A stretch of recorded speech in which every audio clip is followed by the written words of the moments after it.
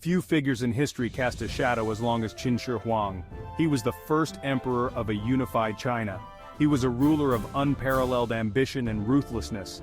His reign, though brief, left an indelible mark on the world.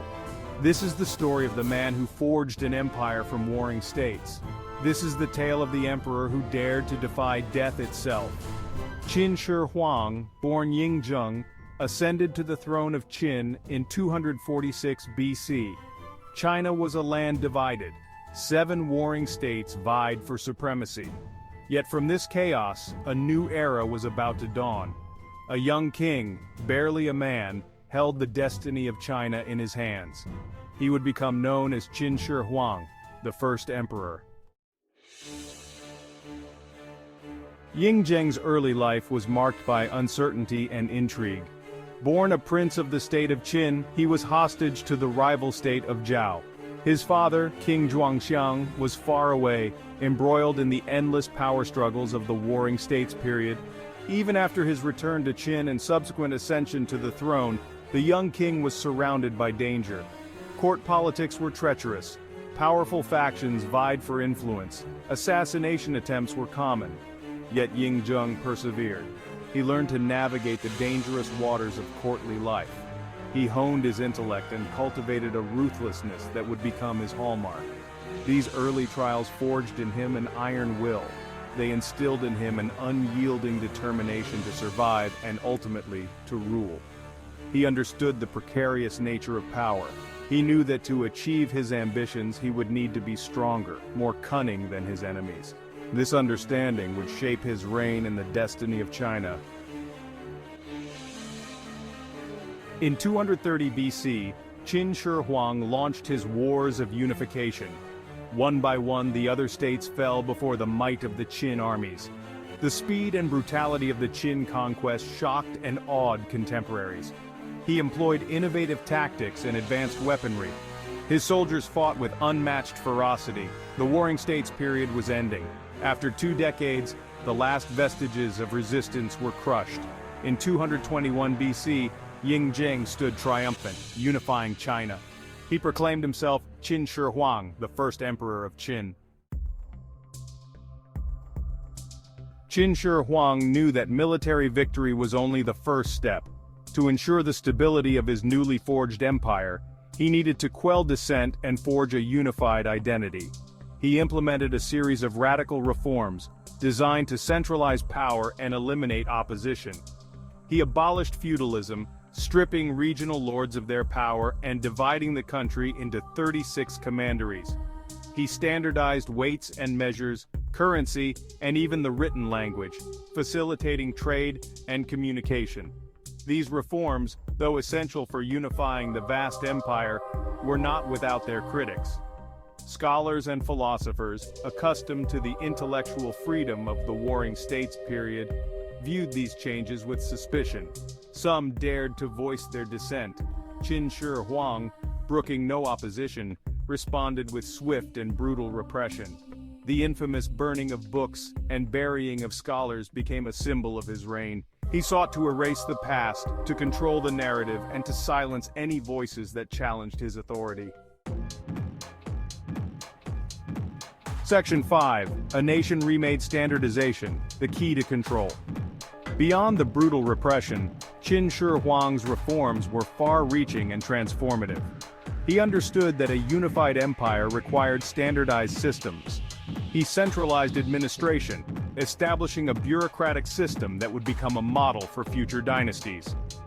He oversaw the construction of a vast network of roads and canals, connecting the far-flung corners of his empire and facilitating trade and communication. He implemented a system of legalism, emphasizing strict laws, harsh punishments, and absolute obedience to the state. This philosophy, though often criticized for its ruthlessness, proved effective in maintaining order and suppressing dissent. His reforms touched every aspect of life, from the economy to the military, from law to language. He sought to create a homogeneous society, one where regional differences were erased and all were subject to the same laws and the same emperor. This standardization, though achieved through often brutal means, laid the groundwork for the unified Chinese identity that would endure for millennia. Section 6. The Great Wall rises, a monument to imperial might. No emperor in Chinese history is more closely associated with monumental architecture than Qin Shi Huang. One such project was the Great Wall of China. He ordered the existing walls joined and extended, creating a colossal fortification. The Great Wall was a symbol of Qin Shi Huang's ambition and his determination to protect his empire. Their sacrifice contributed to the creation of one of the most iconic structures in human history. Section 7. Whispers from the Afterlife, the Terracotta Army's Silent Guard. Perhaps the most evocative symbol of Qin Shi Huang's reign is the Terracotta Army. This vast necropolis discovered in 1974 contains thousands of life-size terracotta soldiers, each unique in appearance and armed for battle. The army was meant to accompany the emperor into the afterlife, protecting him in the next world just as they had served him in this one. The sheer scale of the project is staggering. The craftsmanship is exquisite, each figure a testament to the skill and artistry of the Qin artisans. The Terracotta Army provides a glimpse into the military might of the Qin dynasty. It also reveals Qin Shi Huang's obsession with immortality. He believed that death could be overcome, that he could rule forever, even in the afterlife. This desire for eternal life would drive him to seek out alchemists and magicians, anyone who claimed to possess the secret to immortality. Section 8. The Alchemist Emperor, in pursuit of eternal life. As Qin Shi Huang grew older, his fear of death intensified. He became obsessed with finding the elixir of life, a mythical potion that would grant him immortality. He consulted with numerous scholars, alchemists, and even sorcerers, all claiming to possess the secret to eternal life. He dispatched expeditions to distant lands, including the legendary Penglai Island, in search of this elusive elixir. He ingested mercury pills, believing them to hold the key to immortality, unaware of their toxic effects. This pursuit of eternal life, far from being a mere eccentricity, consumed him. It led him to make irrational decisions, neglecting affairs of state and alienating his advisors. The irony was that his pursuit of immortality only hastened his demise. His obsession blinded him to the very real threats within his own court, threats that would ultimately lead to his downfall. Section 9. Legacy of the Dragon Throne, a mixed blessing for China. Qin Shi Huang's reign was a time of great upheaval and transformation. His unification of China ended centuries of warfare and laid the foundation for the world's longest-lasting continuous civilization. His reforms, though often draconian, established a centralized system of governance that would endure for millennia. His monumental projects, from the Great Wall to the Terracotta Army, remain enduring testaments to his ambition and vision. However, his legacy is not without its shadows. His ruthlessness and his suppression of dissent earned him the hatred of many. His quest for immortality, driven by fear and paranoia, ultimately undermined his reign. His empire, though vast and powerful, proved to be short-lived. The very reforms he enacted, designed to ensure stability, also created resentment and instability.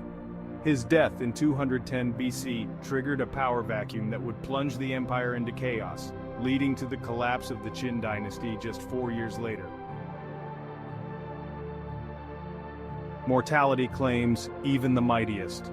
In 210 BC, while touring his eastern provinces, Qin Shi Huang succumbed to illness. He was 49 years old. His prolonged consumption of mercury pills ironically contributed to his demise. His death triggered a power struggle that tore his empire apart. Zhao Gao conspired to install Hu Hai, the emperor's youngest son, on the throne. Hu Hai proved to be a weak and ineffective ruler. Rebellions erupted across the empire. The Qin dynasty crumbled within 4 years of his death. Section 11. Conclusion. Qin Shi Huang's enduring impact. Qin Shi Huang's reign was a paradox, a time of both great progress and terrible brutality. He was a visionary leader who unified China and laid the foundation for a 2 millennia-long imperial tradition. He was also a ruthless tyrant who ruled through fear and suppressed dissent with unmatched cruelty. His legacy is complex, a mixture of admiration for his achievements and condemnation for his methods. He was the architect of a unified China, the builder of the Great Wall, and the emperor who dared to defy death itself. He was also the tyrant who burned books, buried scholars, and sacrificed countless lives in pursuit of his grand vision. Love him or hate him, Qin Shi Huang remains one of the most consequential figures in Chinese history. His reign, though brief and brutal, left an indelible mark on China and the world, shaping the course of Chinese civilization for centuries to come.